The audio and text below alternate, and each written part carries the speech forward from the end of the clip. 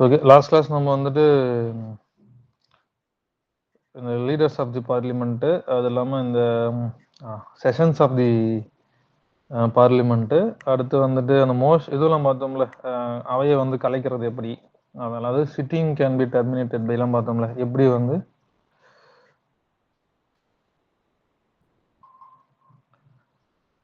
So எப்படி வந்துட்டு ஒரு சிட்டிங் நம்ம டெர்மினேட் பண்ண முடியும் அதெல்லாம் பார்த்தோம். ஞாபகம் இருக்கா? Adjournment motion, adjournment sign tie, ப்ரோரோகேஷன், dissolution அப்படின்னு சொல்லிட்டு பார்த்தோமா அது. ஸோ அதுக்கடுத்து பார்த்தோம்னாக்கா குவாரம், அப்புறம் பொசிஷன் ஆஃப் தி, அதாவது பில் எப்படிலாம் வந்து லேப்ஸ் ஆகும், ஒரு மசோதா எப்படி வந்து லேப்ஸ் ஆகுன்றதை நம்ம வந்துட்டு பார்த்தோமா. அப்புறம் ஓட்டிங் ஹவுஸ், லாங்குவேஜ் இன் பார்லிமெண்ட் நம்ம வந்து பார்த்தோம். ஓகே, ஸோ பார்லிமெண்டோட லாங்குவேஜ் வந்து ஆர்டிகல் 120.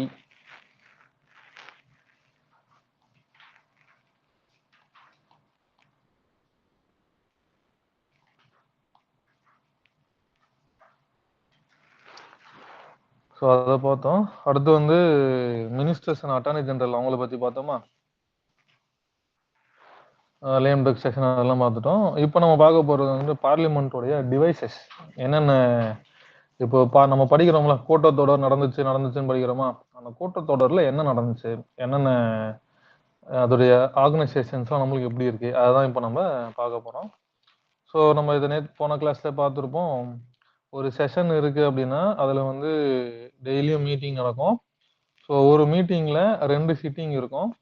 ஒன்று மார்னிங்கில் 11 to 1, இன்னொன்று போஸ்ட் லஞ்ச் மீட்டிங்னு சொல்லுவாங்க, 2 to 6 வந்து மீட்டிங் இருக்கும். ஓகேவா?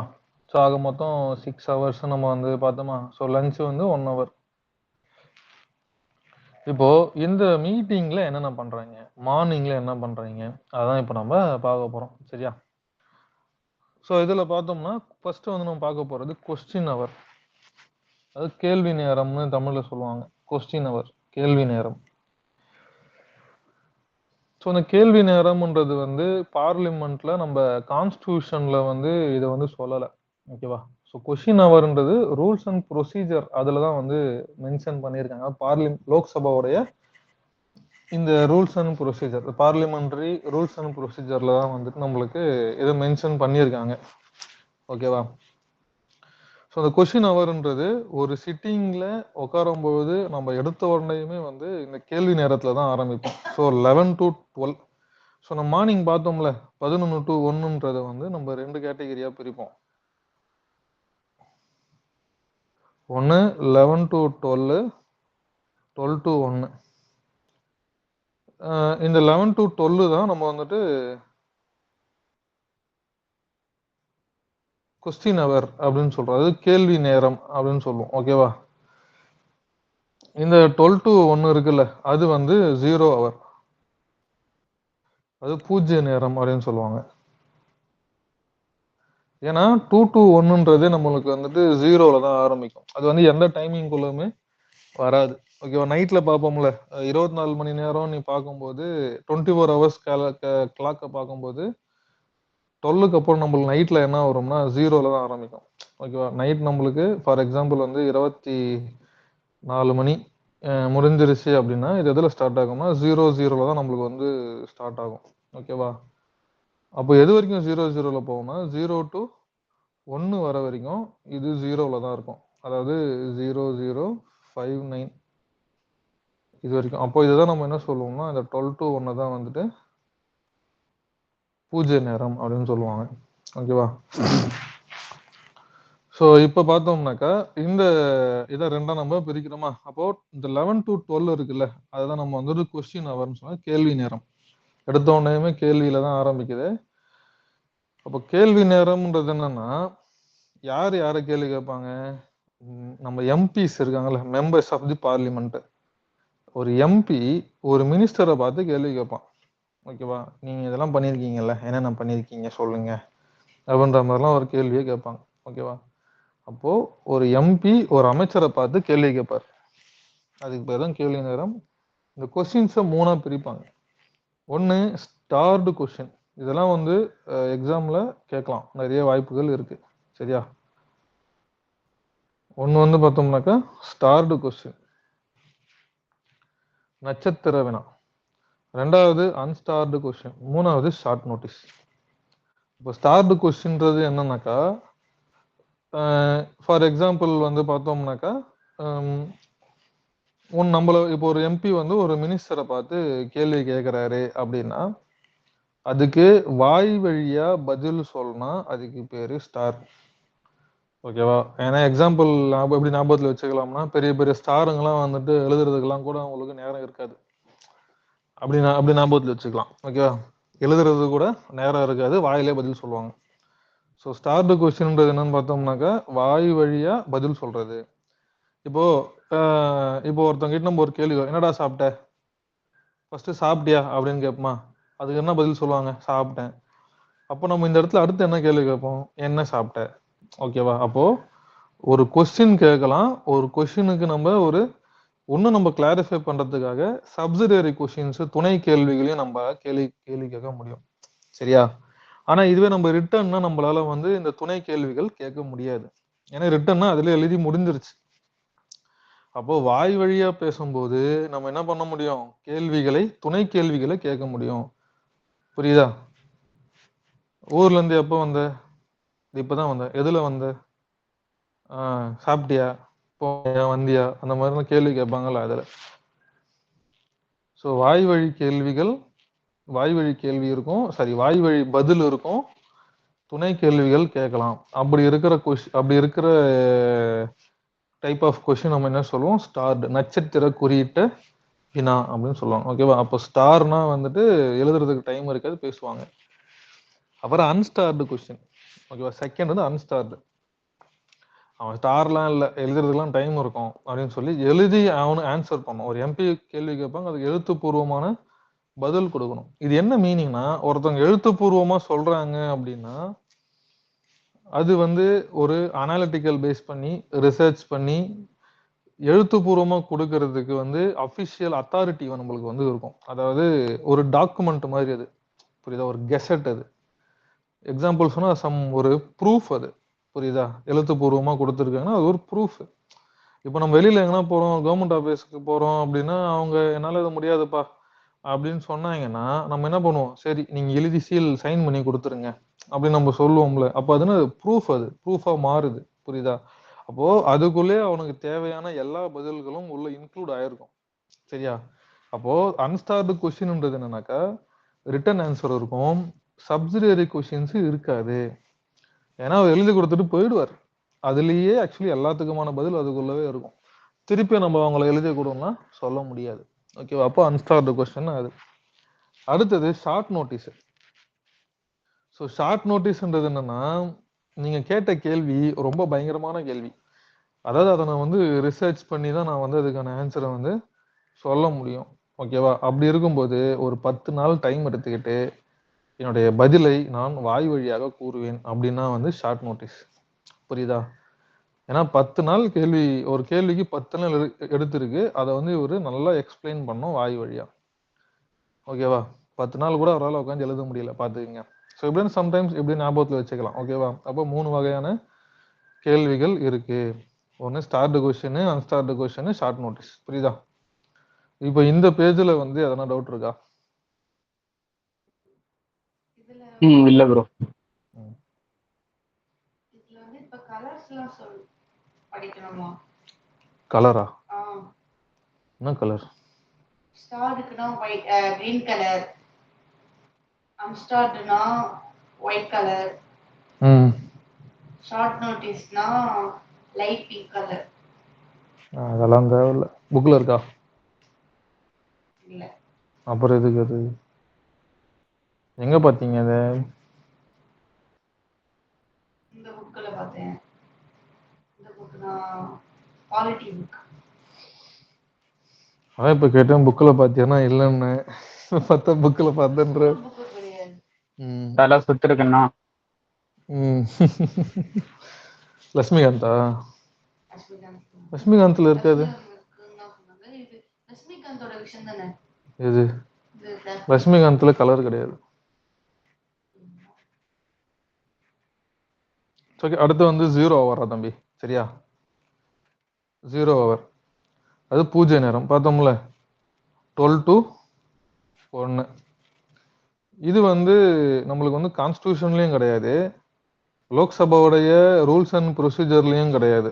ஆனா உனக்கு வந்து கொஸ்டின் ஹவர்ன்றது ரூல்ஸ் அண்ட் ப்ரொசீஜர்ல இருக்கு.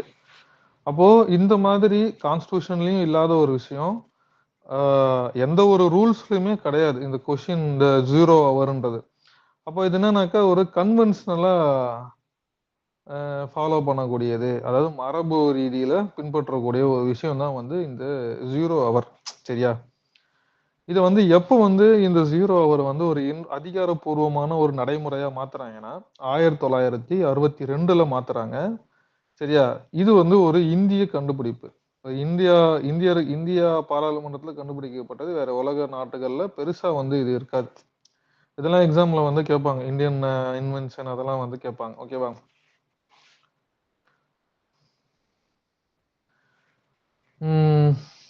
இது என்னன்னா, இப்போ நம்ம கொஸ்டின் ஹவர்னு பார்த்தோம்ல, இந்த கொஸ்டின் ஹவர்ன்றது என்னன்னா ஒரு பொலிட்டீஷியனை ஒரு நியூஸ் சேனல் இன்டர்வியூ எடுக்கிற மாதிரி. எக்ஸாம்பிள் வந்து முன்னாடியே இந்த படம் பார்த்துருப்போம்ல, கவன் கவன்ல வந்து பார்த்தோம்னா விஜய் சேதுபதி வந்துட்டு அந்த இவரை ஒருத்தவனை அந்த போஸ் வெங்கட்டை வந்து இன்டர்வியூ எடுப்பார்ல. அப்போ அந்த நியூஸ் சேனல் முன்னாடியே வந்து அவனுக்கு என்னென்ன கேள்வி கேட்க போறோம்னு சொல்லி கொடுத்துரும். அதுக்கு தகுந்த ஆன்சரை வந்து ப்ரிப்பேர் பண்ணிட்டு வந்து எடுப்பாரு. ஓகேவா? அதே மாதிரிதான் இந்த கொஸ்டின் ஹவர்ன்றது, இந்த கேள்விகளை முன்னாடியே நான் இந்த கேள்வியை கேட்க போறேன்னு சொல்லிட்டு அனுப்பிடுவாங்க அந்த மினிஸ்ட்ரிக்கு. அவங்க வந்து அதை ரெடி பண்ணி எடுத்துட்டு வந்து ஆன்சர் பண்ணுவாங்க. ஓகேவா? இது வந்து கொஸ்டின் ஹவர். இதுல ஒரு எம்பி என்ன கேள்வி கேட்க போறாருன்னு யாருக்கு தெரியும்? மினிஸ்டருக்கு தெரியும். அவரு ப்ரிப்பேர்டா வந்திருப்பாரு. ஆனா 0 ஹவர்ன்றது எவன் என்ன கேள்வி கேட்பான்னு யாருக்குமே தெரியாது. சரமாரியா கேள்வி கேட்பானுங்க. யார வேணாலும் கேள்வி கேட்கலாம். சரியா? சோ அப்போ எந்த ஒரு நோட்டீஸுமே இல்லாம, எனி ப்ரியர் நோட்டீஸுமே இல்லாம மெம்பர்ஸ் வந்து மினிஸ்டர்ஸை கேள்வி கேட்பாங்க. ஓகேவா? சோ இது புரியுதா? இவ்வளவுதான்.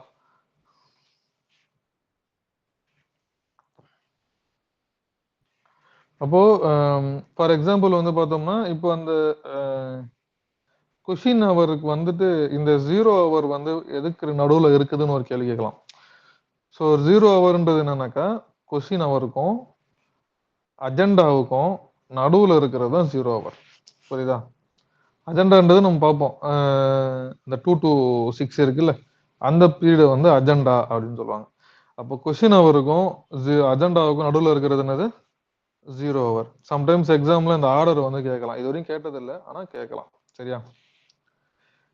ஸோ இதுல இருக்கும், இது ரெண்டும் புரிஞ்சா? இந்த devices of the parliamentary procedures, பாராளுமன்ற நடைமுறைகள். கொஸ்டின் ஹவர், 0 ஹவர், அவ்வளவுதான். ஓகேவா? அடுத்து வந்து மோஷன். மோஷன்ன்றது வந்துட்டு தமிழ்ல தீர்மானங்கள் அப்படின்னு சொல்லுவாங்க.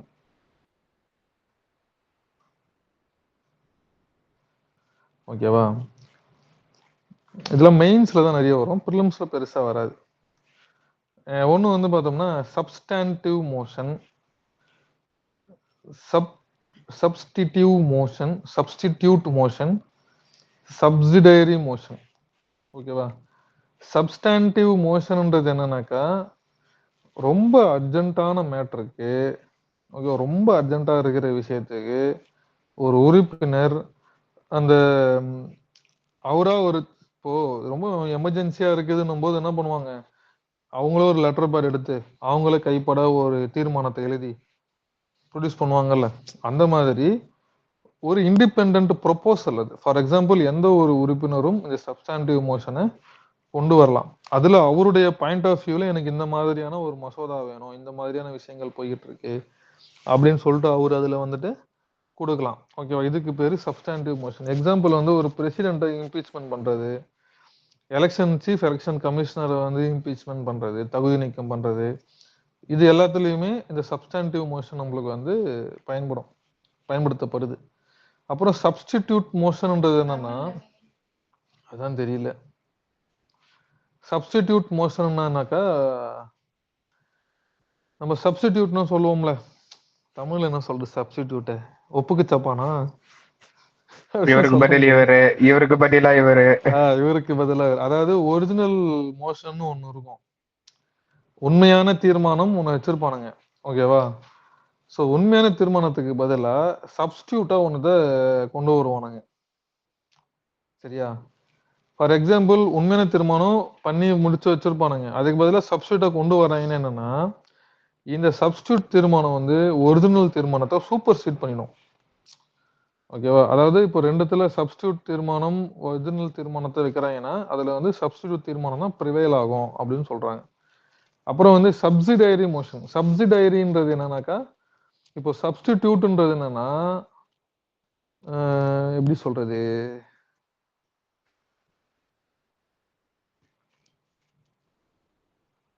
இப்போ கிரிக்கெட்ல வந்து ஏன்ற ஒரு நபர் இருக்காரு. சரியா? ஏன்ற ஒரு நபருக்கு பதிலா நான் எக்ஸ்ன்ற ஒரு நபரை கொண்டு வரேன் அப்படின்னா ஏ வந்து போயிடும். கரெக்டா? புரியுதா? அதாவது 11 இந்த ஏக்கு பதிலா நான் வந்து எக்ஸை கொண்டு வரேன், அப்போ ஏ வந்து காணாம போயிடுவார்.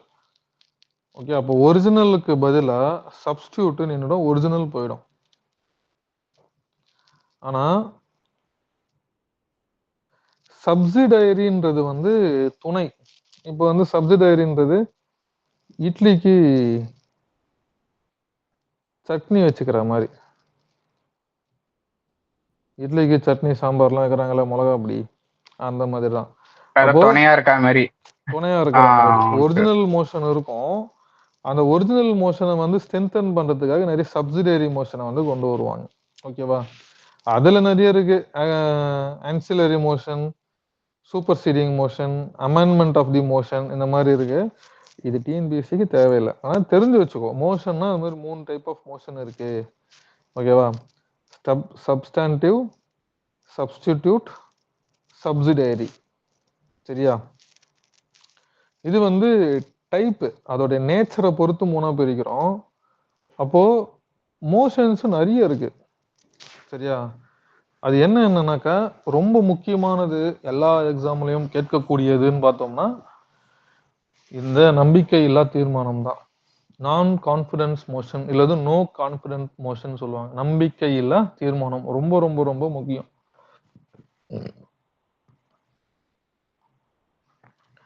ஸோ நோ கான்ஃபிடன்ஸ் மோஷன்ன்றது என்னன்னாக்கா, இது நம்ம லோக்சபாவில் மட்டும்தான் கொண்டு வர முடியும். ரீசனை சொல்லணும்னு அவசியமே கிடையாது. ஓகேவா? ரீசன் சொல்லணும்னு அவசியமே கிடையாது. இப்போ ஒரு எம்பி கொண்டு வரக்கூடிய நோ கான்ஃபிடன்ஸ் மோஷன் சக்சஸ் ஆயிடுச்சுன்னு வச்சுக்கேன். எக்ஸாம்பிள் 51% வந்து அதுக்கு ஆதரவு கொடுத்துட்டாங்க, நம்பிக்கையில்லா தீர்மானத்துக்கு ஆதரவு கொடுத்துருக்காங்கன்னா என்ன மீனிங்னா, இந்த நோ கான்ஃபிடன்ஸ் மோஷன்றது என்னன்னாக்கா, கான்ஃபிடென்ட்ன்றதுன்னா இந்த கவர்மெண்ட் மேல எனக்கு நம்பிக்கை இல்லை அப்படின்றதுதான் நோ கான்ஃபிடென்ட் மோஷன். புரியுதா? இந்த அரசு மீது எனக்கு நம்பிக்கை கிடையாது அப்படின்னு சொல்லி ஒரு எம்பிக்கள் ஓட்டு போடுறது தான் நோ கான்ஃபிடன்ஸ் மோஷன். இப்போ எக்ஸாம்பிள் எடுத்துக்கேன், இந்தியாவை எப்படி ரூல் பண்றாங்கன்னா மெஜாரிட்டியை பேஸ் பண்ணி தான் இந்தியாவை ரூல் பண்றாங்க. கரெக்டா? இப்போ 51% இந்த கவர்மெண்ட்டுக்கு எதிராக ஓட்டு போட்டிருக்காங்கன்னா என்ன அர்த்தம்? அந்த இடத்துல அந்த கவர்மெண்ட்டுக்கு மெஜாரிட்டி அங்க இல்லைன்னு தானே அர்த்தம். புரியுதா? அப்போ இந்த நம்பிக்கையில்லா தீர்மானம் நிறைவேறிடுச்சு அப்படின்னா அமைச்சரவை கலைஞ்சிடணும், அமைச்சரவை ராஜினாமா செய்யணும், ஆட்சி கலைஞ்சிரும். ஓகேவா? இப்போ இதுக்கு அடுத்து என்ன நடக்கும் அப்படின்னா, இப்போ கவர்மெண்ட் கலைஞ்சிருச்சு. ஓகேவா? கவர்மெண்ட் கலைஞ்ச உடனே என்ன ஆகும்னா, புதுசா நம்ம வந்து எலெக்ஷனுக்கு நடத்தணும்னு நம்மளுக்கு அவசியம் கிடையாது. புது எலெக்ஷனுக்கு அவசியம் இல்லை. அப்ப பிரசிடென்ட் என்ன சொல்லுவாருன்னா, சரி இப்ப இருக்கிற ரூலிங் பார்ட்டிக்கு 51% மெஜாரிட்டி இல்லை அப்படின்னும் போது, உங்கள யாருக்கு 51% மெஜாரிட்டி இருக்கோ நீங்க வந்து ரூலிங்க்கு வாங்க, நீங்க வந்து ஆட்சி அமைங்கன்னு சொல்லி இருக்கவங்கள மெஜாரிட்டி இருக்கவங்கள பிரசிடென்ட் வந்து கூப்பிடுவாரு. புரியுதா? அப்போ இதுக்கு பேர் என்னது? No confident motion. இது புரிஞ்சுச்சா? நம்பிக்கையில்லா தீர்மானம்ன்றது புரிஞ்சுச்சா? ஓகே. இத வந்து ரூலிங் பார்ட்டியும் கொண்டு வரலாம், அப்போசிஷன் பார்ட்டியும் கொண்டு வரலாம். புரியுதா? ஸோ இப்போ ரீசெண்டாக கூட பார்த்தோன்னா பழனிசாமி இபிஎஸ் இருந்தாருல்ல, Edappadi K Palaniswami Tamil Nadu chief minister இருக்கும்போது ஸ்டாலின் வந்து கொண்டு வந்தார் நோ கான்ஃபிடன்ஸ் மோஷனை. ஆனால் வந்து அது பாஸ் ஆகலை. ஓகேவா? இது புரிஞ்சு எப்படி ஸ்டாலின் கொண்டு வர முடியும்? அவர் லோக்சபால உறுப்பினர் இல்லப்பா, இந்த நான் கான்ஃபிடன்ஸ் மோஷன்ன்றது ஸ்டேட்லயும் கொண்டு வரலாம், சென்ட்ரல்லையும் கொண்டு வரலாம். சரியா? ஸ்டேட்ல சீஃப் மினிஸ்டர் எம்எல்ஏக்கள் இருப்பாங்க. புரியுதா? ப்ரொசீடிங்கை பொறுத்த வரைக்கும் ஸ்டேட்டு பார்லிமெண்டோடைய ப்ரொசீடிங் சேம் தான். பெருசா ஒன்றும் டிஃபரன்ஸ் இருக்காது.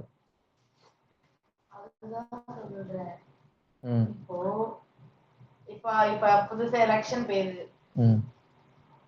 அந்த எலெக்ஷன் என்ன ஆச்சுன்னா, இப்போ மோடி இல்ல லோக்சபா பாரத ஜனதா கட்சி தான் வந்திருக்கு. ஸோ அதுல வந்து ஒருத்தர் அதுக்கு ஒரு எம்பி வந்து இது லோக்சபால இருக்க எம்பி மட்டும் தான் கொண்டு வர முடியும். ஆமா, நம்பிக்கையில இப்போ எப்படி ஸ்டாலின் தான் ஆட்சியிலே இல்லையா? அதே மாதிரிதான் இங்க ப்ரொசீஜர் இருக்குன்னு சொல்றீங்க. அப்ப ஸ்டாலின் எப்படி கொண்டு வர முடியும்? அவங்க லோக்சபால எப்படி? இங்க வந்து சட்டமன்றம் மட்டும் தானே இருக்கு. அதுதான் நான் சொல்லிருக்கேன். இந்த நான் கான்ஃபிடன்ஸ் மோஷன்றத சட்டமன்றத்திலயும் ஃபாலோ பண்ண முடியும், லோக்சபாலையும் பண்ண முடியும். ஒரு எக்ஸாம்பிளுக்கு சொன்னேன், ஸ்டேட்லனா உங்களுக்கு புரியுமேன்னு சொல்லிட்டு சொன்னேன். ஸ்டேட் கவர்மெண்டோட ஆட்சியை கலைக்கிறதுக்கு தான் இந்த நான் கான்ஃபிடன்ஸ் மோஷனை கொண்டு வந்தாங்க. பழனிசாமி ஆட்சியை கலைக்கிறதுக்காக, இபிஎஸ் ஆட்சியை கலைக்கிறதுக்காக ஸ்டாலின் கொண்டு வந்தாரு. கடைசியில் அந்த பில்லு வந்து பாஸ் ஆகல. ஓகேவா? ஒரு எக்ஸாம்பிளுக்காக சொன்னது. ஸோ ரெண்டாவது வந்து பார்த்தோம்னா க்ளோஷர் மோஷன். நம்ம இதெல்லாம் டிஎன்பிஎஸ்சிக்கு பெருசா வராது, ஜஸ்ட் தெரிஞ்சு வச்சுக்கோ. சரியா? க்ளோஷர் மோஷன்ன்றதுனாக்கா, இப்போ எக்ஸாம்பிள் வந்து ஒரு கூட்டத்தொடர் நடந்துகிட்டு இருக்கு, ஒரு கான்ட்ரவர்சியலான ஒரு மசோதா வந்துருச்சு. ஃபார் எக்ஸாம்பிள் ஒரு விவசாய ஃபார்ம் லான்னு ஒன்று கொண்டு வந்தாங்க, ஜிஎஸ்டின்னு ஒன்று கொண்டு வந்தாங்க, சிட்டிசன்ஷிப் அமெண்ட்மெண்ட் பில்லு ஆக்ட்னு சொல்லி ஒன்று கொண்டு வந்தாங்கன்னு வச்சுக்க. அது எல்லாத்தையுமே ஆப்போசிஷன் பார்ட்டி பயங்கரமா எதிர்ப்பு தெரிவிச்சாங்கல்ல. அப்ப என்ன ஆகும்னா, அதே மணிப்பூர் இஷ்யூ வரும்போது பார்லிமெண்ட்டே முடங்கி போச்சுன்னு சொல்றோமா, அப்போ அந்த பார்லிமெண்ட்ல கூட்டத்தொடரே நடக்காதுன்ற ஒரு காலத்துல வரும்பொழுது, இப்போ நம்ம ஒரு மசோதாவை தாக்கல் பண்ணா அதுல டிபேட்லாம் பண்ணி விவாதம் பண்ணி தான் நல்லது கெட்டது பாசிட்டிவ் நெகட்டிவ் டிபேட் பண்ணி மட்டும்தான் அதை வந்து எஸ்ஆர் நோன்னு சொல்லுவாங்க கடைசியில. ஆனா நிறைய மசோதா இருக்கு, இந்த மாதிரி பிரச்சனைகள்னால டைம் வந்து ஒரு மசோதாவை பத்தி ஃபுல்லா விவாதம் பண்றதுக்கு டைம் இல்லைன்னும் போது எல்லா மசோதாவும் நம்ம ஓகே பண்ணி ஆகணும். கரெக்டா? அப்ப என்ன பண்ணுவாங்கன்னா, ஒரு மசோதாவுடைய விவாதத்தை சுருக்கிடுவாங்க. ஓகே, விவாதத்தை லிமிட் பண்ணிட்டு அந்த மசோதாவுக்கு ஓட்டு போட சொல்றாங்க. இது என்ன பண்ணணும், ஒரு எம்பின்றவர் ஸ்பீக்கர் கிட்ட கேட்பார். ஓகேவா? ஒரு எம்பி ஸ்பீக்கர் கிட்ட இந்த மாதிரி டைம் இல்லைங்க, நீங்க இந்த மசோதாவுக்கு வந்து க்ளோசர் மோஷனை கொண்டு வாங்கணும் போது இந்த மோஷனை கொண்டு வருவாங்க ஸ்பீக்கர். சரியா? இந்த க்ளோசர் பேர்ல என்னது, க்ளோசர் மூடி வைக்கிறது, முடிச்சு வைக்கிறது, டக்குன்னு முடிச்சு வைக்கிறது. இந்த க்ளோசர் மோஷன்ன்றது பார்த்தோம்னா 4 வகை இருக்கு. ஒன்னு சிம்பிள் க்ளோசர், பெருசா டிபேட்டா பண்ணாம ஒரு ஒரு மசோதாவையும், இப்போ 10 மசோதா இருக்குது அப்படின்னா 10 மசோதாவையும் ஒன்னு ஒன்னா விவாதத்தை சுருக்கி அந்த மசோதாவை முடிச்சு வைக்கிறது தான் சிம்பிள் க்ளோசர் மோஷன். அப்புறம் வந்து கம்பார்ட்மெண்ட்ஸ் அப்படின்னு சொல்லிட்டு, கம்பார்ட்மெண்ட்ன்றது என்னன்னாக்கா, இப்போ ஒரு அமைச்சரவை இல்ல ஒரு துறையில இருக்கும். இப்போ ஒரு மினிஸ்ட்ரி ஆஃப் போர்ட் இருக்கு, டிரான்ஸ்போர்ட்ல இருக்கு, ரயில்வேஸ்ல இருக்கு, ஃபினான்ஸ் சம்பந்தமா இருக்குது, இல்ல டிஃபென்ஸ் சம்பந்தமா இருக்குன்னா, டிஃபென்ஸ் சம்பந்தமான ஒரு கம்பார்ட்மெண்ட்ல இருக்கிற டிஃபென்ஸ் சம்பந்தமான ஒரு 10 மசோதாக்களை ஒன்னு சேர்த்து ஒன்னா விவாதம் பண்றாங்க. புரியுதா? ஒன்னா விவாதம் பண்ணி அதை வந்து முடிச்சு வச்சிருவாங்க. இதுக்கு பேரு கம்பார்ட்மெண்ட் க்ளோசர் மோஷன். அப்புறம் கேங்க்ரூனா கங்காரு என்ன பண்ணும், தாவி போகுமா. இப்போ ஒன் நம்பர் ஃபர்ஸ்ட் இருக்கிற மசோதாவை டிபேட் பண்ணுவாங்க, திடீர்னு அங்க இருந்து 7 14 21 அந்த மாதிரி வந்து தாவி அங்க ஒண்ணு இங்க ஒண்ணு இந்த ஏறன்னு வந்து மசோதாவை விவாதம் பண்ணி முடிச்சு வச்சிருவாங்க. இதுக்கு பேரு கேங்க்ரூ. அப்புறம் கில்லட்டின்னு ஒண்ணு இருக்கு. இந்த கில்லட்டின்னா டிஎன்பிஎஸ்ல கேட்டிருக்காங்க. ஸோ கில்லட்டின்ன்றது என்னன்னாக்கா, இந்த பேர் கேள்விப்பட்டிருக்கியாடா நீனு? கண்டிப்பா கேள்விப்பட்டிருப்ப கில்லட்டின்ற டேர்ம். தெரியும். தலையை வெட்டுறது ஆக்சுவலா வந்து ஒரு மிஷின் இருக்கு, அதுக்கு பேர் வச்சிருந்தாருங்க. பாதியில கட் பண்றதா இது ஒரு மீனிங் கேக்குறேன். எனக்கு கிலோட்டின் மிஷின்ன்றத வந்து பப்ளிக்ல வச்சு எக்ஸிக்யூட் பண்ணுவாங்க பனிஷ்மெண்ட்டுக்கு ஆளான ஒரு கேரக்டர். ஆமா. ஆக்சுவலி இந்த பிரெஞ்சு ரெவல்யூஷன் அந்த டைம்ல வரும்போது என்ன ஆகும்னா நிறைய பிரிசனர்ஸ் வந்து மாட்டிக்கினாங்க. ஓகேவா, நிறைய பிரிசனர்ஸ் வந்து இருந்தாங்க. இப்போ அந்த பிரிசனர்ஸ் எல்லாத்தையுமே ஒரேடியா வந்து கொல்ல முடியல, எல்லாருக்கும் மரண தண்டனை விதிச்சிட்டாங்க. அவங்கள வந்து தூக்கு தண்டனை போடும்போது நிறைய டைம் ஆச்சு, டக்கு டக்குன்னு வந்து கொல்ல முடியல. சரியா, அதனால வந்து உருவாக்கப்பட்ட ஒரு கொலை இயந்திரம் தான் கில்லட்டின். டக்கு டக்குன்னு ஒருத்தவங்களை வந்து கொலை மரண தண்டனை நிறைவேற்றுறது தான் கில்லட்டின் மிஷின். சரியா, அது இந்த மாதிரிதான் இருக்கும்.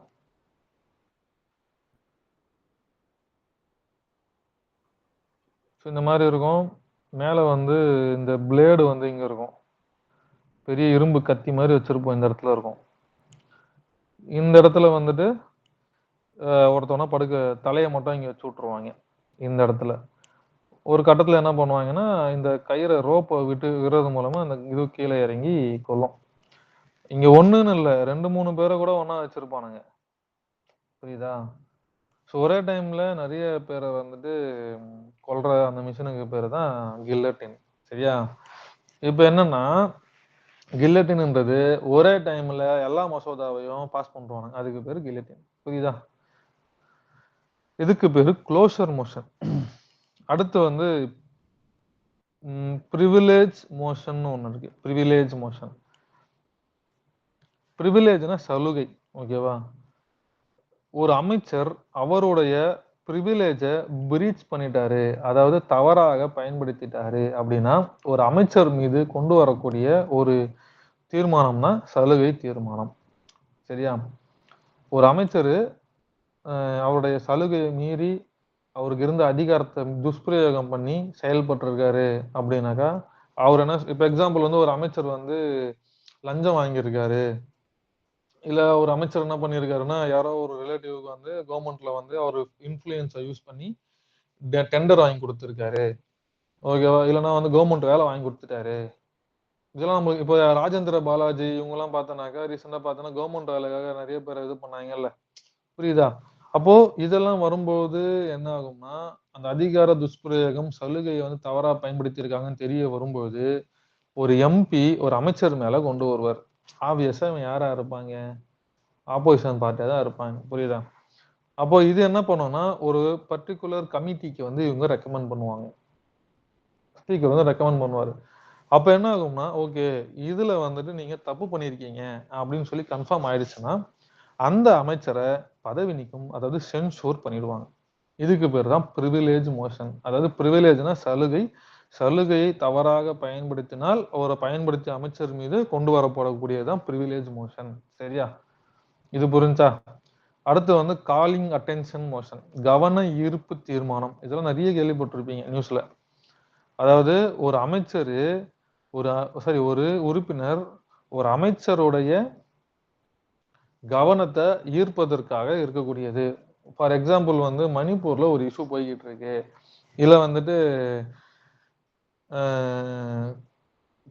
இதுல தமிழ்நாட்டுல வந்து பார்த்தோம்னாக்கா ஒரு கன்னியாகுமரியில வந்து ஒரு மலையை வந்து வெட்ட போறாங்க, மலையை வந்து குடைய போறாங்க அப்படின்னும் போது ஒரு பொது ரொம்ப பப்ளிக் இம்பார்ட்டண்டா இருக்கிற ஒரு மேட்ரு இருக்கு, ஆனா அதை பத்தி எந்த ஒரு டிபேட்டுமே நடக்க மாட்டேங்குது அப்படின்னும் போது ஒரு எம்பி என்ன பண்ணுவாரு, ஒரு அமைச்சர்கிட்ட ஒரு கேள்வியை கேட்பார்.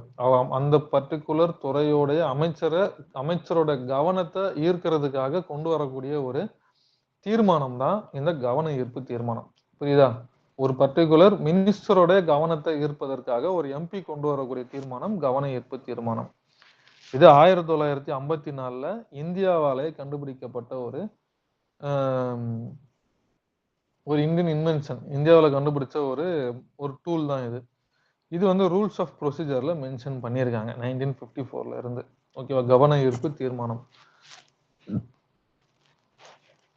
அப்புறம் வந்து அட்ஜர்ன்மெண்ட் மோஷன், ஒத்தி வைப்பு தீர்மானம். இப்போ ரொம்ப முக்கியமான ஒரு ஈவெண்டா இருக்கு, ரொம்ப முக்கியம், ரொம்ப ரொம்ப முக்கியம்னா ரொம்ப ரொம்ப முக்கியமான ஒரு இன்சிடென்ட் நடந்துருச்சு அப்படின்னும் போது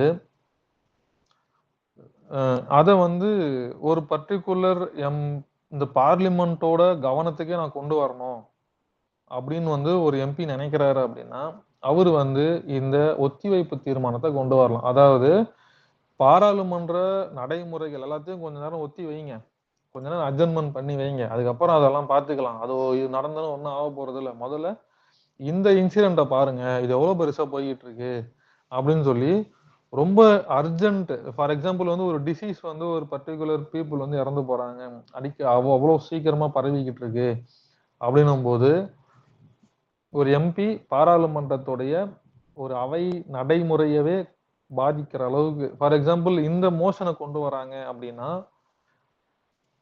நம்ம அவையில நம்ம சொன்னோம்ல 12 to 1, 1 to 2 அதெல்லாம் பார்த்தோம்ல, அதுல கொஸ்டின் அவர் 0 ஹவர் எதுவுமே இருக்காது, எல்லாத்தையுமே அப்படியே தள்ளி வச்சிருவாங்க. தள்ளி வச்சுட்டு முதல்ல இதை சொல்லுங்கப்பா, என்ன பிரச்சனை உனக்கு அப்படின்னு சொல்லுவோம்ல. எக்ஸாம்பிள் பார்த்தோம்னா, ஒருத்தன் திடீர்னு ரோட்ல போயிட்டே இருக்கான்,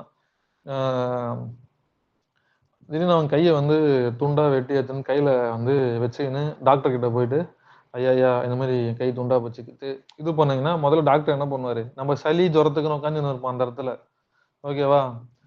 திடீர்னு ஒருத்தன் குறுக்கல ஓடி வந்து கையை மட்டும் பாக்கெட்ல போட்டு எடுத்துன்னு வந்து ஒட்டி விடுங்கன்றான். இப்போ டாக்டர் யாரை பார்ப்பாங்க? அந்த கை பெரிய வெட்டப்பட்ட பாக்கெட்டா இருக்கு, என்னடா பெரிய பாக்கெட்டா இருக்கும் போலயே.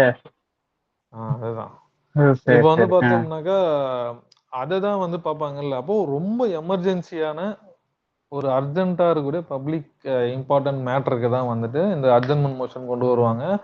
இதை கொண்டு வரணும் அப்படின்னா 50 எம்பிக்கள் வந்து சைன் பண்ணிருக்கணும். சைன் பண்ண ஒரு மோஷனை நம்ம கொண்டு வரோம். 50 எம்பி சைன் பண்ணா மட்டும்தான் அந்த மோஷனை நம்ம கொண்டு வர முடியும். இதை கிட்டத்தட்ட பார்த்தோம்னா 10ல் 1 வந்துருதா நம்மளுக்கு, புரியுதா? அப்போ இது சாதாரண அவை நடவடிக்கையை பாதிப்பை ஏற்படுத்தும், ஓகேவா. இப்போ இதை கொண்டு வந்துட்டாங்க அப்படின்னா கிட்டத்தட்ட 2.5 மணி நேரத்துக்கு கம்மியா இல்லாம, அதாவது 2.5 மணி நேரத்துக்கு மேலாதான் நம்ம இதை டிஸ்கஸ் பண்ண வேண்டியதா இருக்கும். குறைஞ்சது நீங்க 2.5 மணி நேரம் டிஸ்கஸ் பண்ணியே ஆகணும் அந்த அர்ஜென்ட் பப்ளிக் மேட்டருக்கு, புரியுதா. இதை நம்ம லோக்சபாவில் மட்டும்தான் கொண்டு வர முடியும், ராஜ்யசபாவில் கிடையாது. இதுதான் ரொம்ப முக்கியம். இது வந்து நிறைய எக்ஸாம்ல கேட்பானுங்க, சரியா.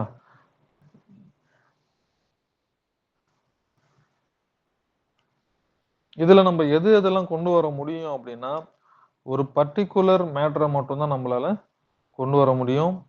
அது மட்டும் இல்லாம இது வந்து கோர்ட்டில் வந்து இது இருக்கக்கூடாது. கோர்ட்டில் வந்து டிஸ்கஸ் பண்ணக்கூடிய பெண்டிங்கா இருக்கிற கேசஸை கோர்ட்ல பெண்டிங்கா இருக்கிறத நம்ம இங்க டிஸ்கஸ் பண்ணக்கூடாது, ஓகேவா. அதே மாதிரி ப்ரிவிலேஜை வந்து கேள்வி பண்ணக்கூடாது. ஒரு மினிஸ்டரோட ப்ரிவிலேஜை இது பண்றதுக்காக நம்ம இதை கொண்டு வரக்கூடாது.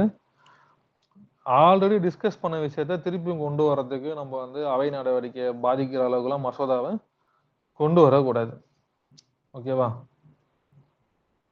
ஸோ இதுதான் வந்து அட்ஜர்ன்மெண்ட் மோஷன், ஒத்திவைப்பு தீர்மானம். அடுத்து வந்து சென்சூர் மோஷன்.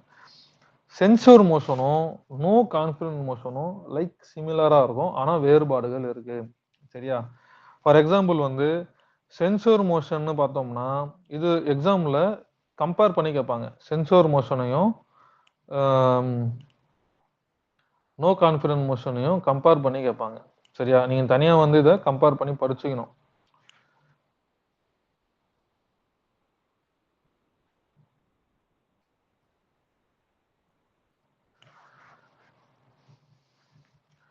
ஸோ இப்போ நம்மளுக்கு நோ கான்ஃபிடன்ஸ் மோஷன்ல எந்த ரீசனுக்காக நம்ம கொண்டு வரோம்லாம் சொல்லணும்னு அவசியம் கிடையாது, ஓகேவா. ஆனா சென்சூர் மோஷன்ல ரீசனை நம்ம சொல்லணும், இந்த ரீசனுக்காக தான் நான் கொண்டு வரேன்றதை நம்ம சொல்லணும், சரியா. இது வந்து ஒரு இண்டிவிஜுவல் அமைச்சர் மேலேயோ இல்ல ஒரு குரூப் ஆஃப் அமைச்சர் மேலேயோ இல்ல மொத்த அமைச்சரவை மேலேயோ அலிகேஷனை வைக்கிறதுக்காக நம்ம இதை கொண்டு வரலாம். இப்போ நம்ம இதை கொண்டு வந்துட்டோம் அப்படின்னா இந்த மோஷன் பாஸ் ஆயிடுச்சுன்னா அமைச்சரவையை கலைச்சிடலாம், ஆனா கவர்மெண்ட் கலையாது. அந்த பர்டிகுலர் அமைச்சர் வந்து அவரு ரிசைன் பண்ணிட்டு போயிடுவாரு, புரியுதா. அந்த பர்டிகுலர் குரூப் ஆஃப் மினிஸ்டர்ஸ் வந்து ரிசைன் பண்ணுவாங்க, ஆனா பிரைம் மினிஸ்டர் வந்து ரிசைன் பண்ண மாட்டாரு. கவர்மெண்ட் அப்படியே இருக்கும், அமைச்சர்களை மட்டும் மாத்தி போட்டுருவாங்க. ஸோ இதுதான் வந்து நோ கான்ஃபிடன்ஸ் மோஷனுக்கும் சென்சூர் மோஷனுக்கும் இருக்கிற வித்தியாசம். ஆனா நோ கான்ஃபிடன்ஸ் மோஷன் நம்ம கொண்டு வந்துட்டாலே அமைச்சரவையே கலைஞ்சிரும், கவர்மெண்ட் கலைஞ்சிரும், புதுசா ஒரு அமைச்சரவை வரும். ஆனா அதுல எலெக்ஷன் நடக்காது. புரியுதா? இவ்வளவுதான். இதான் சென்சூர் மோஷன். அப்புறம் மோஷன் ஆஃப் தேங்க், அதாவது நன்றி சொல்லக்கூடிய தீர்மானம், நன்றி தீர்மானம்னு சொல்லுவாங்க. எக்ஸாம்பிள் வந்து ஒரு லோக்சபா வந்து ஒரு வருஷத்துக்கு 3 கூட்டத்தொடர் நடக்குதுன்னு பார்ப்போமா. அப்போ ஒவ்வொரு கூட்டத்தொடர் ஒவ்வொரு வருஷம் துவங்கும் போதும் பிரசிடென்ட் வந்து அதை துவக்கி வச்சு ஒரு ஸ்பீச் கொடுப்பாரு. ஓகேவா? அப்போ பிரசிடென்ட் என்ன பண்றாரு, அவருடைய வேலையெல்லாம் விட்டுட்டு லோக்சபாவுடைய ஒரு வருஷ துவக்க கூட்டத்தொடர்ல வந்து கலந்துக்கிட்டு ஸ்பீச் பண்றாரா. அதனால அப்படி ஸ்பீச் பண்ண பிரசிடென்ட்டுக்கு அந்த பார்லிமெண்ட்டே சேர்ந்து ஒரு தேங்க் பண்றது தான் இந்த மோஷன் ஆஃப் தேங்க். புரியுதா?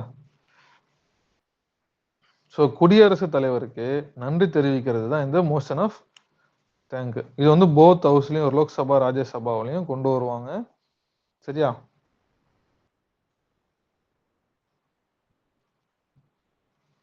அடுத்து வந்து no day yet named motion, அதாவது தேதி குறிப்பிட இது பெருசா தேவையில்லை.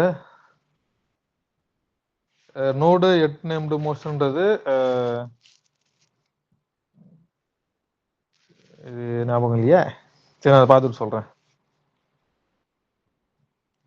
இது பெருசா தேவையில்லை. ஓகே. அப்புறம் பாயிண்ட் ஆஃப் ஆர்டர்னு ஒன்று இருக்கு.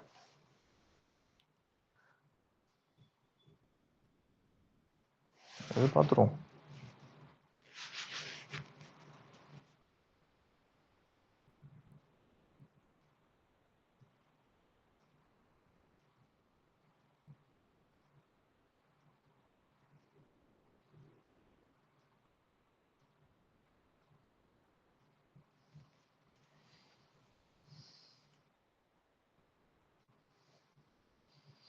ஓகே.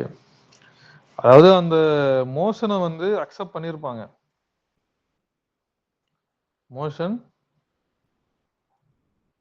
அக்செப்டட் பை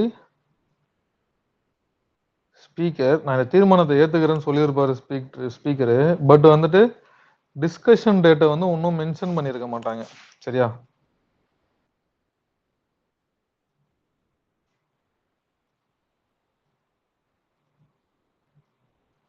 அந்த மாதிரி இருக்கிற டிஸ்கஷன் டேட் சொல்லப்படாத மோஷனுக்கு பேர் தான் அது no day yet named motion அப்படின்னு சொல்லுவாங்க. தேதி அறிவிக்கப்படாத தீர்மானம்.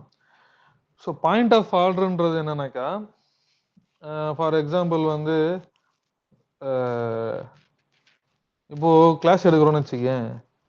டக்குன்னு கிளாஸ் எடுத்துனே இருக்கும்போது நம்ம டிவேட் ஆகி வேற டாபிக் போயிட்டோம்னா அந்த ஸ்டூடெண்ட் என்ன பண்ணுவாங்க, ஐயா நீங்க கொஞ்சம் டைவர்ட் ஆகி வேற இடத்துக்கு போயிட்டீங்கன்னு. கேஜிஎஃப் படம் பார்ப்போம்ல, அந்த கேஜிஎஃப்ல வந்துட்டு அவன் டைவர்ட் ஆகி வேற கதை சொல்ல ஆரம்பிச்சிருவான் தெரியுமா.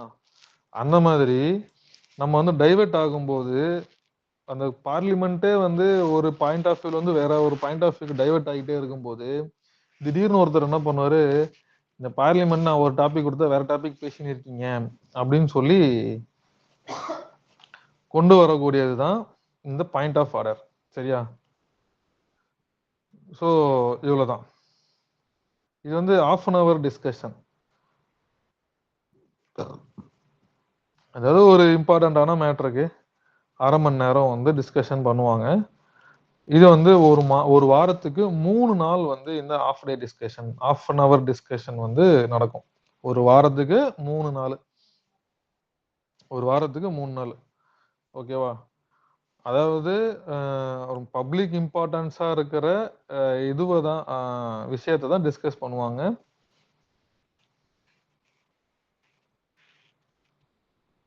பெருசா ஒன்றும் இல்லை. ஓகேவா? அப்புறம் ஷார்ட் டூரேஷன் டிஸ்கஷன். பேரு தான் ஷார்ட் டூரேஷன் டிஸ்கஷனு. ஆனா எவ்வளவு நேரம் போகும்னா இது 2 மணி நேரம் போகும்.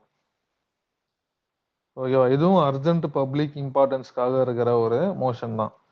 ஒரு வாரத்துக்கு 2 நாள் வந்து ஷார்ட் டூரேஷன் டிஸ்கஷன் வந்து நடக்குது. இது 1953ல வந்து கொண்டு வந்திருக்காங்க. சரியா? இது இல்லாம நிறைய இருக்கு. ஆனா இதுவே போதும். இந்த 11 தீர்மானங்களே போதும். ஒன்னு no confidence motion, closure motion, privilege motion, calling attention motion, adjournment motion, censure motion, motion of thank, no day yet named motion, point of order, half an hour discussion, short duration discussion.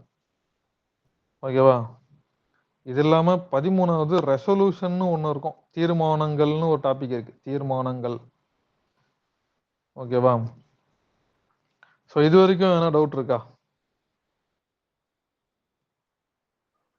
இல்ல mister. Okay.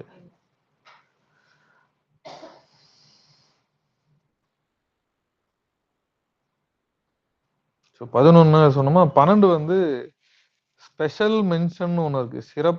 சிறப்பு mention தமிழ்ல சொல்லலாம். Special mention ஒன்று இருக்கு. இதை வந்து ராஜ்யசபாவில் கொண்டு வருவாங்க. ஓகேவா? அடுத்து வந்து நோட்டீஸ்னு ஒன்று இருக்கு. இது லோக்சபாவில் கொண்டு வருவாங்க. அது பேர் ஒன்று வேற வேற தான், ஆனால் ரெண்டுமே சேம் தான். மற்ற எந்த மசோதாவிலையும் குறிப்பிடப்படாத ஒரு மசோதாவை, மற்ற எது கீழேயும் எந்த மசோதா கீழேயுமே வராத ஒன்றத்தை வந்துட்டு லோக்சபாவில் நோட்டீஸ்னுவாங்க, ராஜ்யசபாவில் ஸ்பெஷல் மென்ஷன் சொல்லுவாங்க. சரியா? அடுத்து ரெசல்யூஷன். ஸோ ரெசல்யூஷன்ன்றது என்னன்னாக்கா, இதுக்கு பேர் தீர்மானம் தான். இங்கே தமிழில் தான் நம்மளுக்கு வந்து கன்ஃபியூஸ் ஆகும். ரெசல்யூஷனுக்கும் தீர்மானம் தான் சொல்லுவாங்க, மோஷனுக்கும் தீர்மானம் தான் சொல்லுவாங்க தமிழில். ஓகேவா? ஆனால் நம்ம இந்த இடத்துல பார்த்தா ரெசல்யூஷன் இங்கிலீஷில் நம்மளுக்கு இருக்கு, ஆனால் தமிழில் இதை நம்ம தீர்மானம் தான் சொல்லுவோம். ஸோ அதான் கன்ஃபியூஸ் ஆகும். ஸோ ரெசல்யூஷன்ன்றது என்னன்னு பார்த்தோம்னா, ஒரு அவையோடைய கவனத்தை ஈர்க்கிறது, கவனத்தை கொண்டு வர்றது தான் வந்துட்டு ரெசல்யூஷன் அப்படின்னு சொல்லுவாங்க. இதுவும் ஒரு ஜென்ரல் பப்ளிக் இம்பார்ட்டன்ஸ்ல கொண்டு வர்றது தான். ஒரு வாட்டி நம்ம இதை இன்ட்ரடியூஸ் பண்ணிட்டோம்னா திருப்பி நம்ம இதை வித்ட்ரா பண்ண முடியாது. சரியா? ஸோ ரெசல்யூஷனை பொறுத்த வரைக்கும் 3 வகையான ரெசல்யூஷன்ஸ் இருக்கு. ஒன்று பிரைவேட் மெம்பர் ரெசல்யூஷன். ஸோ இது எக்ஸாம்பிள் கேட்பானுங்க, பிரைவேட் மெம்பர்னா யாரு? ஓகேவா? ஸோ பிரைவேட் மெம்பர்ன்றவர் யாருன்னா, ஒரு அமைச்சரா இல்லாத ஒரு ஆர்டினரி எம்பி தான் பிரைவேட் மெம்பர். புரியுதா? பிரைவேட் மெம்பர்னா யாரு? நான் மினிஸ்டர் எம்பி. ஓகேவா? ஸோ இந்த மோஷனை வந்து எப்படி கொண்டு வருவாங்க அப்படின்னாக்கா, அதாவது ஒரு ஆல்டர்னேட்டிவ் ஃப்ரைடேஸ்னா ஒரு வெள்ளிக்கிழமை விட்டு இன்னொரு வெள்ளிக்கிழமை ஆஃப்டர்நூன் மதியானம் 2 to 6 தான் வந்து இதை பற்றின டிஸ்கஷன் நம்மளுக்கு வந்துட்டு போகும். அப்போ பிரைவேட் மெம்பர்னா யாரு? அமைச்சராக இல்லாத ஒரு சாதாரண எம்பி, அவர் தான் வந்து பிரைவேட் மெம்பர். ஸோ கவர்மெண்ட் ரெசல்யூஷன்ன்றது என்னன்னா, ஒரு அமைச்சர் கொண்டு வரக்கூடிய மசோதாவை தீர்மானத்தை தான் நம்ம இன்னும் சொல்றோம் கவர்மெண்ட் ரெசல்யூஷன், அரசு மசோதா அப்படின்னு சொல்றோம். சரியா? அரசு தீர்மானம் அப்படின்னு சொல்றோம். ஸோ இது பார்த்தோம்னா எந்த நாள்ல வேணாலும், மண்டேல இருந்து தேர்ஸ்டே, மண்டே திங்கள்ல இருந்து வியாழன் வரைக்கும் எப்போ வேணாலும் நம்ம இதை டிஸ்கஷன் பண்ணுவாங்க. அப்புறம் ஸ்டாட்டுஸ்டரி ரெசல்யூஷன், சட்டப்பூர்வமான தீர்மானம். இந்த சட்டப்பூர்வமான தீர்மானம் என்பது பிரைவேட் மெம்பரும் கொண்டு வரலாம், ஒரு கவர்மெண்ட் மினிஸ்டரும் கொண்டு வரலாம். ஓகேவா?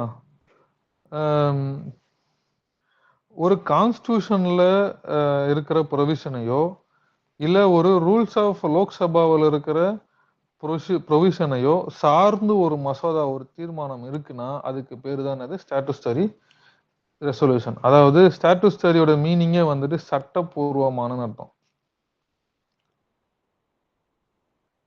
ஓகேவா? அப்போ இந்த மசோதாக்கள் ஏதோ ஒரு சட்டப்பூர்வமான விஷயத்தின் அடிப்படையில தான் இருக்குது, அதுக்கு பேர் தான் ஸ்டாட்டுஸ்டரி ரெசல்யூஷன். சரியா? இதுதான் ரெசல்யூஷன். அப்போ resolution 3: private member resolution, government member resolution, statutory resolution. சரியா? ஆக மொத்தம் நம்மளுக்கு எத்தனை மொத்தம் மோஷன்ஸ் இருக்கு இந்த இடத்துல? 13 மோஷன்ஸ் இருக்கு. இது இல்லாம இருக்கு நிறைய. இப்ப நம்ம மசோதாக்களுக்கு வரும். உனக்கு என்ன கண்ணு கட்டி காட்டு விட்டல மாதிரி இருக்கா? ஓ என்னடா கேக்குறியா? உன்னதான் கேக்குறேன். நீ பேசப்பா, பேசு. இல்லடா எப்படி இருக்கே அதுக்கு? இதுவரையே நல்லாதான் போச்சு. அடுத்த டாபிக்க பார்த்தவனே லைட்டா கலக்குற மாதிரி இருக்கு. ஏன்? யோ இதே ப்ராசஸ்ல ஓடிக்கிட்டு இருக்கு. பில்லு, சரி பில்லு பாத்துடலாம் வா. பில்ஸ் பார்ப்போம். ஓகேவா? Public bill, private bill. ஒரு மசோதான்றது என்னன்னாக்கா, இப்போ ஒரு ஆக்ட் கிரியேட் ஆகுது இல்ல, அந்த ஆக்டை அனுமதி கொடுக்கறதுக்காக லோக்சபாவிலேயோ ராஜ்யசபாவிலேயோ அதாவது பார்லிமெண்ட்ல ப்ரொடியூஸ் பண்ணுவாங்க. ஓகேவா? அனுமதி கொடுக்கப்படாத இதுல பாராளுமன்றத்துல சமர்ப்பிக்கப்பட்ட ஒரு டாக்குமெண்ட்டுக்கு தான் மசோதான்னு பேர். ஓகேவா? பில்லுன்னு பேர். புரியுதா? இந்த பில்லு தான் லோக்சபா ராஜ்யசபா பிரசிடென்ட்டை தாண்டி சட்டமா மாறுது. சரியா? இந்த மசோதாக்களை இந்த பில்ஸை நம்ம 2 வகையா பிரிப்போம். ஒன்னு பப்ளிக் பில், இன்னொன்னு பிரைவேட் பில். ஸோ இதை பத்தி நம்ம இதுக்கு அடுத்து பார்ப்போம். ஓகேவா? அதுக்கு முன்னாடி இந்த ரெசல்யூஷன் மோஷன்னு இருக்கும்ல, இது டிஎன்பிசிலாம் அவ்வளவு தேவைடா, உனக்கு கன்ஃபியூஸ் பண்ண விரும்பல. சரியா? ஸோ இதை பத்தி நம்ம சொல்றதுக்கு முன்னாடி யூத் பார்லிமெண்ட்னு ஒரு கான்செப்ட். ஸோ யூத் பார்லிமெண்ட்ன்றது என்னன்னா, ஒரு இளைஞர்கள் மத்தியில பாராளுமன்ற நடைமுறைகளை கொண்டு போறதுக்கு பேரு தான் யூத் பார்லிமெண்ட். சரியா? ஸோ இதை மினிஸ்ட்ரி ஆஃப் பார்லிமெண்டரி அஃபேர் இதுக்கான ட்ரைனிங்லாம் கொடுக்குது மாணவர்களுக்கெல்லாம். சரியா? இது 4வது கொரோடா மாநாடு விப்பு கான்ஃபரன்ஸ்ல பரிந்துரைக்கப்பட்டதுதான் இந்த யூத் பார்லிமெண்ட். பெருசா ஒன்றும் கிடையாது. அடுத்து நம்ம டாபிக் வருவோம். லெஜிஸ்லேட்டிவ் ப்ரொசீஜர் இன் தி பார்லிமெண்ட். பாராளுமன்றத்தில் இருக்கிற சட்டம் மற்றும் நடைமுறைகள். இதுதான் ரொம்ப ஒரு மாதிரி போகும், நல்லா இருக்கும். ஆனா இது நம்ம ரெகுலரா பாக்குறது தானே. ஸோ நம்ம பார்த்தோம்ல type of bills based on இன்ட்ரோடக்ஷனை பேஸ் பண்ணி, அதாவது எப்படி அறிமுகம் செய்யப்படுதுன்ற அடிப்படையில நம்ம மசோதாக்களை 2ஆ பிரிக்கிறோம். ஒன்னு பப்ளிக் பில், அதாவது அரசு மசோதா.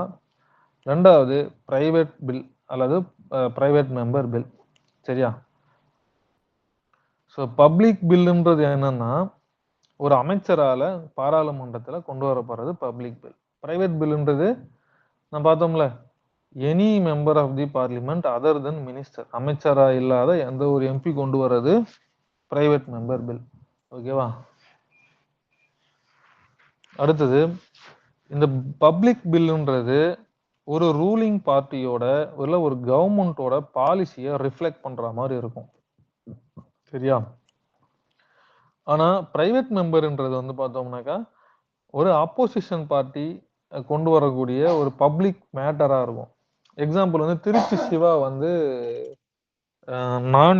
அவர் ஒரு எம்பி தான், மினிஸ்டர் கிடையாது. அவர் என்ன பண்ணாருனாக்கா திருநங்கைகளுக்கு ரிசர்வேஷனுக்காக ஒரு மசோதாவை தாக்கல் பண்ணியிருக்காரு. இன்னும் அது சட்டப்பூர்வம் மாற்றப்படலை. அது ஒரு பிரைவேட் மெம்பர் பில்லு தான். சரியா? அப்போ இது ஆப்போசிஷன் பார்ட்டி கொண்டு வரக்கூடியது பொதுவா ஒரு பப்ளிக் இம்பார்ட்டன்ஸ் மேட்டருக்காக. இப்போ ஒரு bill, private bill, government bill ரெண்டுத்தையுமே நம்ம சமர்ப்பிக்கிறோம் அப்படின்னும் போது இதுல எந்த பில் அதிகமான சான்சஸ் இருக்குது பாஸ் ஆகுறதுக்கு, அனுமதிக்கப்படுறதுக்கு எதுக்கு அதிகமான சான்ஸ் இருக்குன்னா பப்ளிக் பில்லுக்கு தான் சான்ஸ் இருக்கு. ஏன்னா பப்ளிக் பில்லும் ஒரு கவர்மெண்ட் பில், ஒரு அமைச்சர் கொண்டு வர பில்லு. ஸோ ரூலிங் பார்ட்டி ஆப்வியஸா 51% இது வச்சிருக்க தான் போறாங்க. புரியுது? அப்போ ஈஸியா அவங்க அந்த பில்லு பாஸ் ஆயிடும். ஆனா ஆப்போசிஷன் பார்ட்டி கொண்டு வரக்கூடிய பிரைவேட் மெம்பர்ன்றது லெஸர் சான்ஸ் தான். ஓகேவா?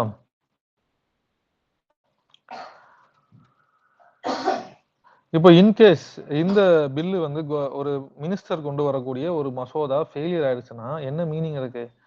51% மெஜாரிட்டி கூட அந்த கவர்மெண்ட்டுக்கு இல்லை நடத்தும். புரியுதா? அப்ப என்ன பண்ணுவாங்க?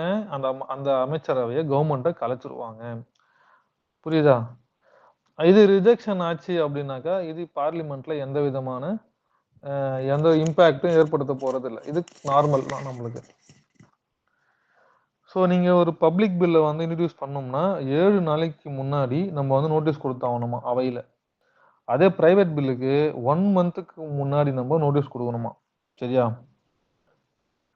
இதே மாதிரி பப்ளிக் பில்ல பார்த்தோன்னா யாரை இன்ட்ரடியூஸ் பண்ணுவாங்கன்னா ஒரு குறிப்பிட்ட அமைச்சரவை இல்லை ஒரு குறிப்பிட்ட துறை தான் சட்டத்துறை கூட சம்பந்தப்பட்டு, அதாவது ஒரு கவர்மெண்ட் ஒரு சட்டம் போடுதுன்னா இதனால சட்டப்பூர்வமா என்ன பாதிப்பு ஏற்படுமா இல்லையான்னு அவங்க கம்பேர் பண்ணி பார்த்துட்டு தான் கவர்மெண்ட் பில்லை போடுவாங்க. கரெக்டா? ஒரு பில்லை இன்ட்ரடியூஸ் பண்ணுவாங்க. ஆனா பிரைவேட் பில்லுன்றது அந்த தனி உறுப்பினர் சம்பந்தப்பட்டது. ஓகேவா? அவரு தான் அதுக்கு பொறுப்பாவாரு. ஸோ இதான் வந்து பிரைவேட் பில்லு, பப்ளிக் பில்லு அப்படின்றது. சரியா? நெக்ஸ்ட் வந்து டைப் ஆஃப் பில்ஸ். எத்தனை வகை பில் இருக்கு அப்படின்னு பார்த்தோம்னா,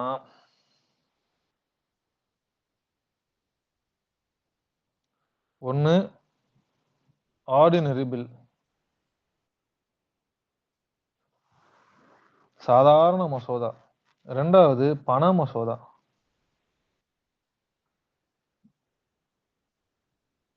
மூணாவது நிதி மசோதா. நாலாவது அரசியலமைப்பு சட்ட திருத்த மசோதா. சரியா? ஸோ இதுல பண மசோதான்றது என்னன்னாக்கா, விதி 110 கூட தொடர்புடைய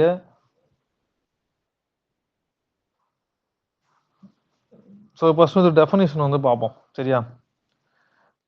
ஆர்டினரி பில்லுன்றது என்னன்னா, பண மசோதா, நிதி மசோதா, அரசியலமைப்பு சட்ட திருத்த மசோதா, இந்த மூணுமே இல்லாம இருக்கக்கூடிய மற்ற அனைத்து மசோதாக்களும் சாதாரண மசோதா தான் சொல்லுவாங்க.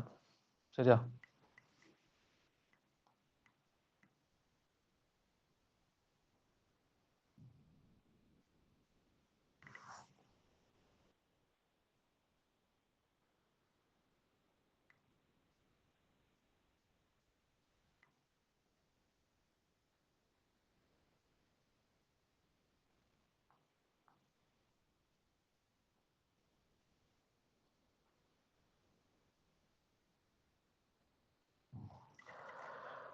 ஸோ இது வந்து சாதாரண மசோதா.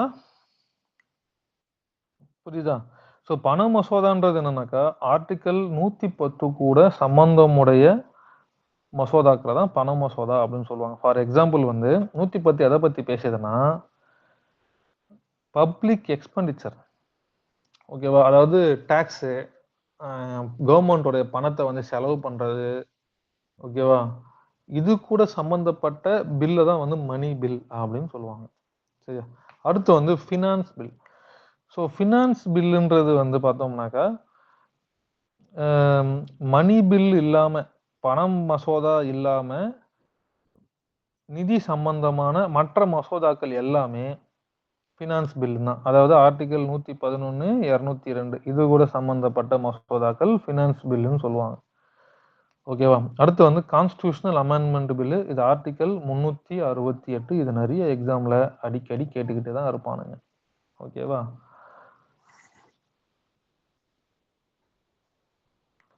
ஒரு நிமிஷம் இருங்க.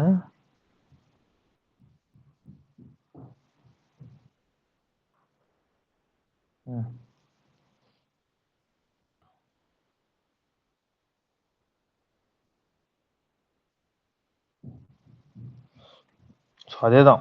ஓகே, வேற எதுவும் கிடையாது.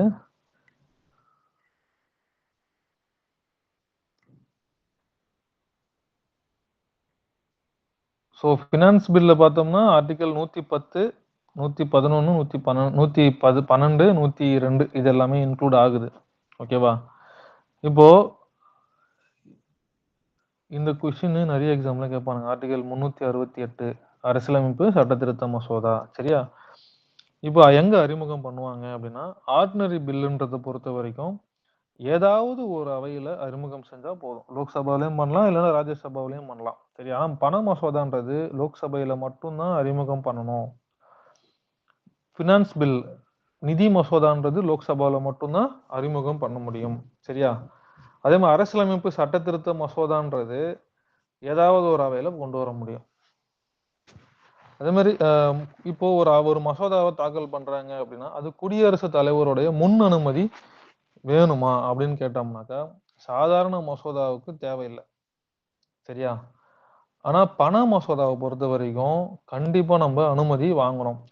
நல்லா ஞாபகத்துல வச்சுக்கணும். பணம் சம்பந்தமான மசோதாக்கள் அப்படி ஞாபகத்துல வச்சுக்கோ. ஓகேவா? இப்போ வீட்டுல வந்து பெருசா நம்ம இதெல்லாம் பண்ண முடியும். ஆனா பணம் ரிலேட்டடா எதனா வரும்போது நம்ம அப்பா அம்மா கிட்ட நம்ம பர்மிஷன் கேட்போம்ல, அதே மாதிரி தான். ஸோ பணம் சம்பந்தமா வரும்போது நம்ம பிரசிடென்ட் கிட்ட அனுமதி நம்ம கேட்டாகணும். ஓகேவா? மணி பில்க்கு நம்ம அனுமதி கேட்கணும். அதாவது ஃபினான்ஸ் பில்லுக்கும் நம்ம முன் அனுமதி கேட்கணும். அரசியலமைப்பு சட்ட திருத்த மசோதாவுக்கு முன் அனுமதி கேட்க வேண்டிய கட்டாயம் கிடையாது. ஏன்னா ஒரு பிரைவேட் மெம்பர் கூட அரசியலமைப்பு சட்ட திருத்த மசோதாக்களை கொண்டு வர முடியும். சரியா?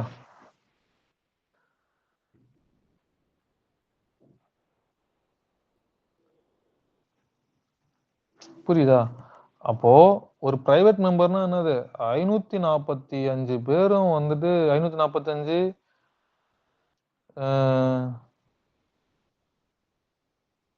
பிளஸ் 250 ஆக மொத்தம் வந்து பார்த்தீங்கன்னா ஒரு கிட்டத்தட்ட வந்து ஒரு 795 பேர். சரியா?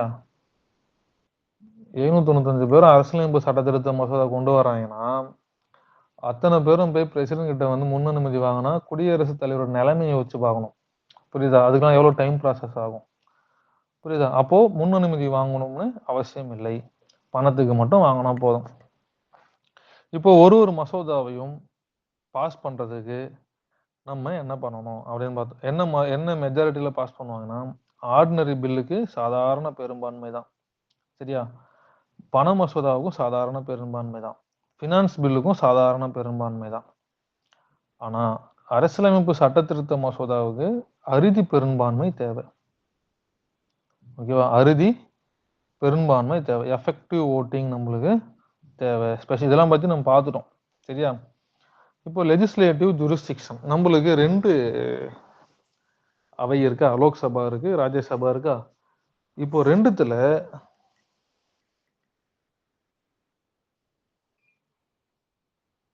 ஒரே நிமிஷம் தம்பி.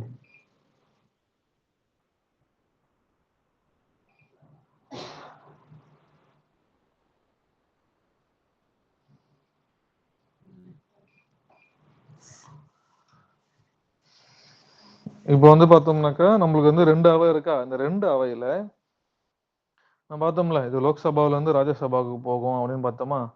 இப்போ இந்த 2த்துல எதுக்கு வந்து ஒரு ஒரு மசோதா தொடர்பா யாருக்கு வந்து பவர் அதிகமா இருக்கு அப்படின்றத பார்க்கணும். இப்போ வந்து பார்த்தோம்னா ஆர்டினரி பில்லை பொறுத்த வரைக்கும் 2த்துக்குமே சம அதிகாரம் கொண்டதுதான். ஓகேவா? ஏன்னா இது நம்ம வந்து 2த்துல ஏதோ ஒண்ணுத்துல நம்ம தாக்கல் பண்ண முடியும் அப்படின்னு வருதா? ஆனா இப்ப பாரு மணி பில் பாரு. மணி பில்லை பொறுத்த வரைக்கும் லோக்சபையில மட்டும்தான் நம்ம அறிமுகப்படுத்த முடியுது.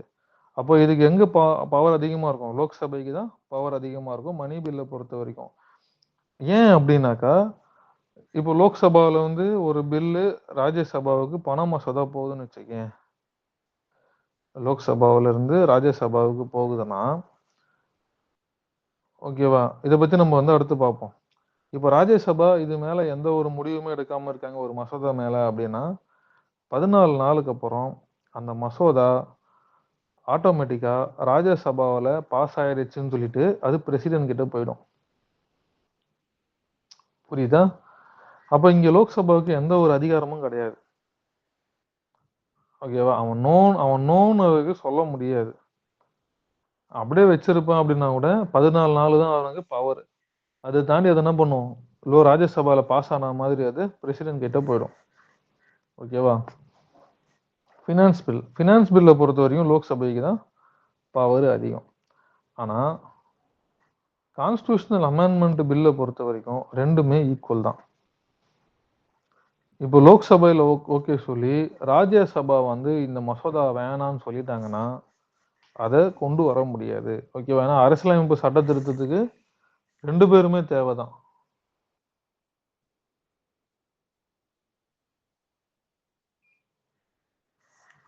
ஓகேவா? இன்கேஸ் வந்து டெட்லாக் ஆயிடுச்சு. இப்போ ஒரு மசோதா தாக்கல் பண்றோம், ஏதோ ஒரு பிரச்சனை ஆயிடுச்சுன்னு வச்சுக்கேன். இப்போ சாதாரண மசோதாவுக்கு எப்படி வந்து தீர்த்து வைப்பாங்கன்னா ஜாயிண்ட் சிட்டிங் கொண்டு வருவாங்க. சரி வாங்க எதுக்கு பேசி தீர்த்துக்கலாம் அப்படின்னு சொல்லி ஜாயிண்ட் சிட்டிங் போடுவாங்க. ஆனா பண மசோதாவுக்கு ஜாயிண்ட் சிட்டிங் போட வேண்டிய அவசியமே கிடையாது. ஏன்னா லோக்சபாவில இருந்து ராஜ்யசபாவில இருந்து வந்து 14 நாளுக்கு அப்புறம் ஆட்டோமேட்டிக்கா அது பிரசிடென்ட் கிட்ட போயிடுமா? புரியுதா? அப்போ மணி பில்ல நமக்கு ஆட்டோமேட்டிக்கா தெரியுது லோக்சபைக்கு தான் பவர் அதிகம் அப்படின்னு. சரியா? ஸோ ஃபினான்ஸ் பில்லை பொறுத்த வரைக்கும் ஜாயிண்ட் சிட்டிங் இருக்கு. என்னதான் இதுக்கு வந்துட்டு இவனுக்கு பவர் அதிகமா இருந்தாலும் லோக்சபைக்கு இந்த ஃபினான்ஸ் பில்லு சம்பந்தமா பவர் அதிகமா இருந்தாலும் 2 பேரும் முடிவோட தான் அந்த மசோதாவை நம்ம கொண்டு வர முடியும். அப்போ ஜாயிண்ட் சிட்டிங் வச்சு தீர்மானத்தை கொண்டு வந்துருவாங்க. இப்போ கான்ஸ்டியூஷனல் அமெண்ட்மெண்ட் பில்லுக்கு ஜாயிண்ட் சிட்டிங் வைக்க முடியாது.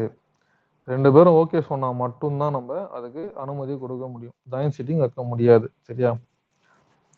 ஸோ இப்போ ஒரு மசோதா குடியரசுத் தலைவர்கிட்ட போயிடுச்சு. 2 அவையிலிருந்து குடியரசுத் தலைவர்கிட்ட போயிடுச்சு.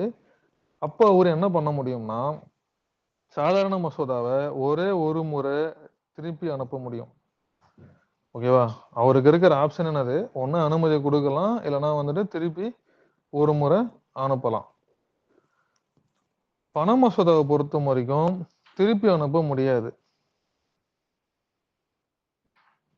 ஓகேவா? ஒன்று அனுமதி கொடுக்கலாம், ஓகேவா, இல்லைன்னா வந்துட்டு கேன்சல் பண்ணலாம், ரிஜெக்ட் பண்ணலாம். பட் ஆனால் இதை ரிஜெக்ட் பண்ணிட்டு அவங்களால பண்ண முடியாது. ஏன்னாக்கா பண்ண மாட்டாங்க பெருசா. ஏன்னா இந்த மசோதாவை ஆல்ரெடி அவங்க கிட்ட வந்து முன் அனுமதி வாங்கி தான் நம்ம வந்துட்டு அதை கொண்டு வரோம். பிரசிடென்ட் கிட்ட முன் அனுமதி வாங்கி தான் கொண்டு வரோம். புரியுதா? ஆனா வந்து அவங்க ரிஜெக்ட் பண்றதுக்கான பாசிபிலிட்டிலாம் அதுக்கு கிடையாது. அதே சேம் டைம் மணி பில்ல திருப்பியும் அனுப்ப முடியாது. ஸோ ஃபினான்ஸ் பில்லுன்றது so kind of ordinary bill தான் அது. ஸோ ஒரு முறை திருப்பி அனுப்பலாம். ஓகேவா? ஸோ கான்ஸ்டியூஷனல் அமெண்ட்மெண்ட் பில்லை பார்த்தோம்னாக்கா திருப்பி அனுப்ப முடியாது, ரிஜெக்ட் பண்ண முடியாது, அவர் வெறும் அனுமதி மட்டும்தான் வழங்க முடியும். ஓகேவா? ஸோ இதுதான் வந்துட்டு 4 டைப்ஸ் ஆஃப் பில்ஸ். இது ஒரு மாதிரி கன்ஃபியூஸா இருக்கா மாதிரி என்ன இருக்கா? கன்ஃபியூஷன்லாம் இல்லை. படிக்கணும்டா இது, அவ்வளவுதான். சரியா? அதுதான் கன்ஃபியூஷன்லாம் இல்லை, சிம்பிளா தான் இருக்கு. ஆனா டம்பிங்ஸா இருக்கு. இது நம்ம வந்துட்டு இன்னைக்கு இதை படி. சரியா? நாளைக்கு வந்து இது ஒரு எக்ஸ்பிளனேஷனை கொடுக்குறேன். ஓ, அப்ப இது எக்ஸ்பிளனேஷன் இல்லையா? இது எக்ஸ்பிளனேஷன். இது வந்து ஒரு ஜிஸ்ட் மாதிரி. இது ஒரு பெரிய ஒரு 30 பக்கம் இருக்கிற விஷயத்த நான் உனக்கு வந்து ஒரே ஸ்லைட்ல கொடுத்துருக்கேன். அட பாவி.